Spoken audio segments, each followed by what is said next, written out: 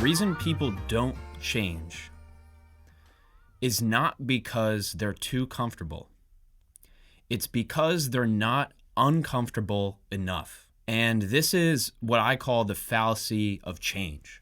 And it does have some kind of psychological terminology behind it that I don't know, and I couldn't find it on the internet in the small amount of time that I searched for it. But I have a fear that people don't change because they are uncomfortable, but they aren't in such a terrible situation that they're forced to change, meaning that they're comfortable with whatever level of uncomfortability that they have right now, and they're in this middle ground position. And I think this is one of the worst positions to be in life. And I know a lot of this, it's not that specific, and it's a little philosophical rather than practical. So you may have to use your own judgment to extract the value and apply this to your own life. And I'm not saying this is going to change anything, or I'm not professing here. That's not what I do. But this is something that's very interesting to me, so I do want to dive into it today. And it's something that I've been thinking about for my own life. You can imagine it like this. You're living in an apartment in a bad area. It's not the worst apartment in the worst area. It's a okay apartment in a not so good area, right?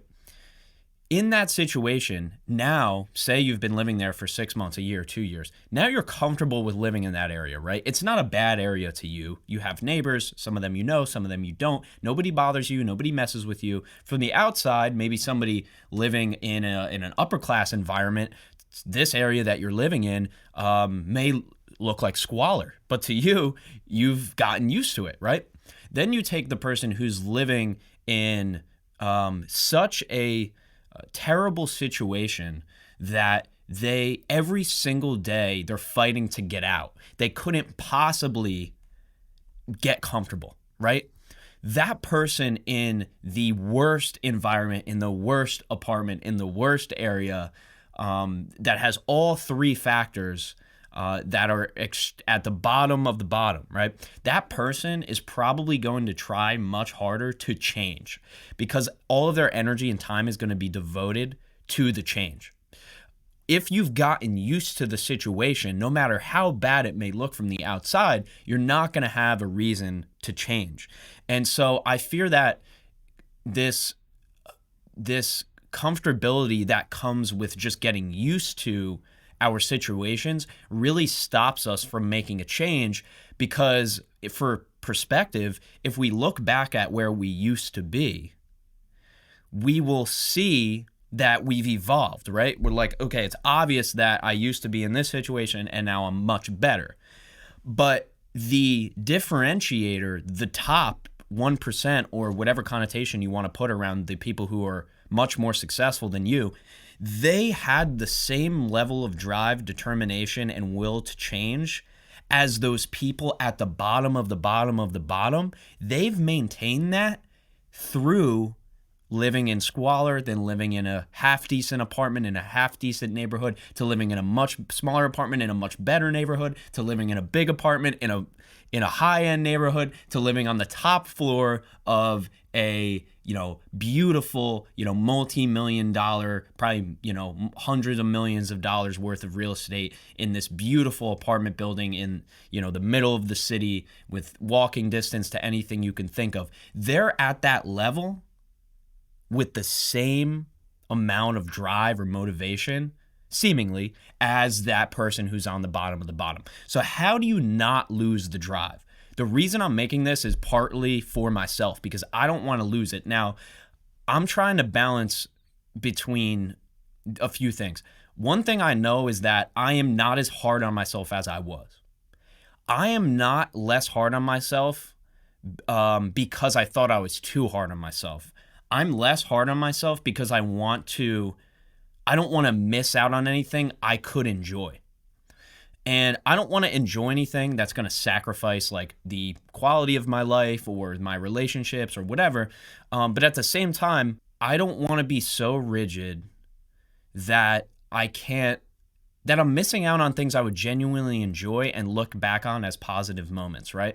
Because there's a culture going on, and this gets into really a core topic I wanted to touch on today, which is I've been doing a lot of research on YouTubers recently, and there are hundreds and thousands, probably tens of thousands of advice type YouTubers, right? People who do videos like this.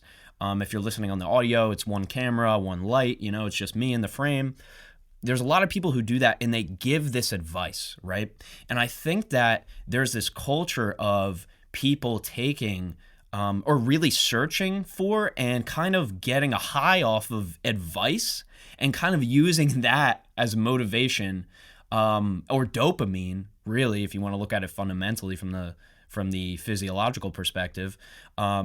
Really, that's what it is, right? If you're watching something to get motivated, it's probably releasing some kind of dopamine, a small amount, and that's making you feel better without actually then going and taking the action. I think there's so much advice out there that if I don't think you can feasibly take more than 1% of the advice that you find. You'd be hard pressed to find somebody listening and watching this who doesn't consume YouTube, Instagram, TikTok, Facebook, or LinkedIn on a daily basis.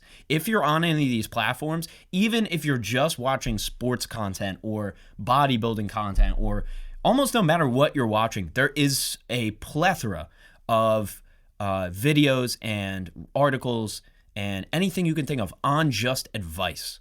And I think that's comes back to the reason why I don't want to be as rigid on myself, because I could take the advice of somebody who is in a position I want to be in and be like, hey, I'll just do what they say. I'll be more rigid on myself. I'll be harder on myself. I'll say no to going out with friends. I'll say no to this and no to that.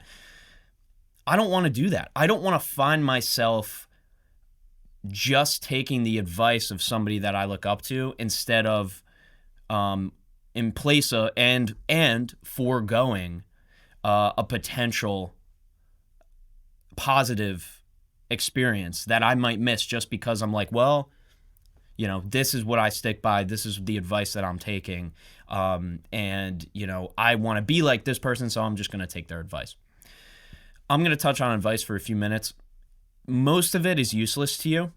The only advice, if you take advice, it should only be when you have a specific issue. If you have a broad problem, advice is going to be useless. The reason why is because advice, by definition, has to not include the full spectrum of what the advice is based on. I'll use this for an example. I can tell you, I'm the owner of a podcast production company. That's true. I can tell you podcast production company is great. I make this much money per month. I went from $200 a month to $5,000 a month or $10,000 or whatever. And I can spew out all these numbers, but just to get you, I could get you probably to completely buy in to what I'm saying and probably believe that you could do it yourself if I just paint that picture, which is kind of scary, honestly. I won't paint that picture, right? Because I'm not trying to come from a place of advice. I'm trying to just have some sort of monologue and dialogue here with you. But essentially, I could paint this picture that will lead you to believe that this is a good idea for you personally, without taking into the 100 factors you would have to take into account to realistically make this decision. I can just broadly paint the picture that it's going to work for you. So that's a problem, So there's the problem with that, with advice, is that I can paint it and you won't know what I know, right? And you won't know what I forgot. The problem with advice is that you don't know the 100 other aspects of the thing. Advice itself is cherry picking. The best advice is not about what works.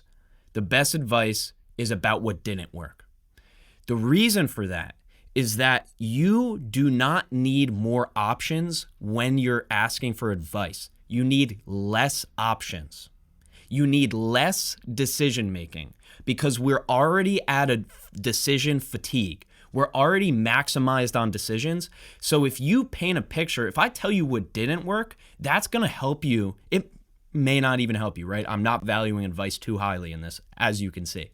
But if I paint a picture of what didn't work, that is going to give you a much better perspective because it's going to now eliminate a decision. If I give you, like any of these YouTubers, advice of, hey, you should do this cold shower, this dopamine detox, this X, Y, and Z. If I tell you that, that's gonna lead you to believe that you should make the decision to do it. My advice, or like I said, I'm not trying to really give any, but my advice is to not take any advice. My advice is to use advice as your last option. People write books on entire subjects about what you're trying to do. If you haven't exhausted your options on all of the specific content that's already out there, then why are you asking for advice? You should be reading fundamentals, right? So advice really only benefits you if you're at a particular position with a particular problem, with probably a particular person or scenario. And if you can receive advice about somebody else that went through that exact scenario, then I could see that being beneficial. Another point I want to make, because this interests me a lot, and it's something that I've heard, it's not as much, I guess it's not a hot take. It's probably the opposite of the hot takes that I've heard around this subject, right? Bezos didn't have a side hustle. Steve Jobs didn't have a side hustle. And I hate using these people for examples, by the way. I think Bezos, Musk, Buffett, any of the big ones, whether they're leadership examples, CEO examples, founder examples, most of them do not apply. Most of them are not going to apply to you. They're not going to apply to your business. That's just the facts. Like, I'm right. Like, anybody listening knows that Apple most likely doesn't apply to 99% of what they do with their business, right? But if you are, I'll try to tie this all together. I'm not that good, but we'll see. If you are searching for advice, it could be about your life. It could be about your fitness. It could be about your relationships. It could be about your business. Now I'm going on a rap. You may most likely have a decision that you haven't made yet. So I would advise you to lean into your own decisions. I would advise you to lean into your gut feeling. And I would advise you to be completely wrong about the decision you make. I would advise you to trust your gut and allow your gut to allow you to make the wrong decision. Why do I say that?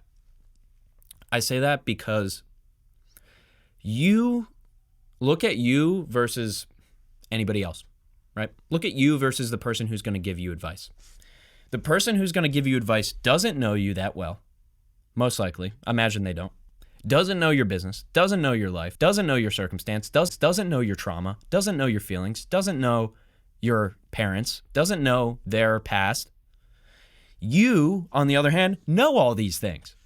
So we can give ourselves great advice, but we got to figure out how to get out of our own ways to give ourselves the advice. We have to somehow look at ourselves almost in a third person. This is get a little conceptual here. Feel like I'm giving advice. But we have to kind of get out of our own way.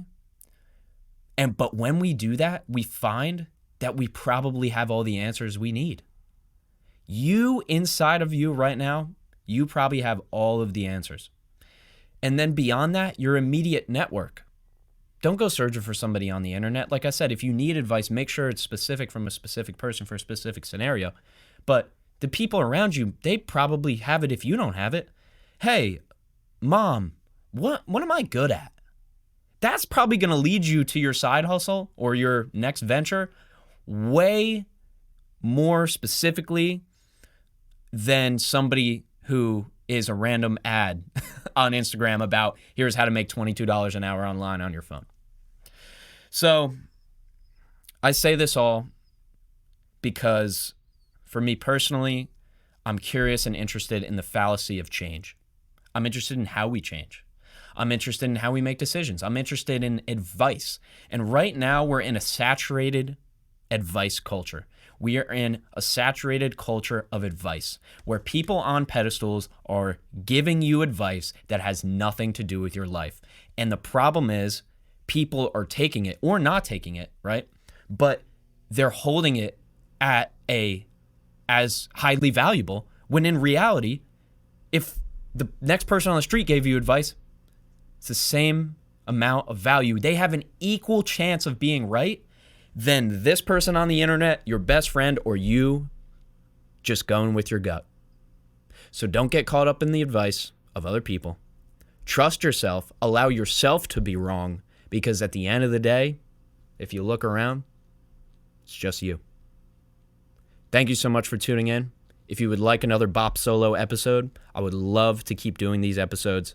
My name is Sully Bop, Ryan Sullivan. You know the deal. This podcast does not grow without you. That's the reason why you're listening and watching right now, and you are the reason why we can even do this. That being said, we don't have sponsors right now. The growth of this show is dependent on you. I would love to do this for the rest of my life. I would love to see if we can help people. We've helped maybe hundreds. I think we can help hundreds of thousands. I'd love for you to be a part of that. Only thing you have to do is share this with somebody else. Let the networking effect take place. If you think it's even 5% valuable, it's worth a try. It might change them too. Thank you so much. Appreciate it. Sully Bop. I'm out, guys.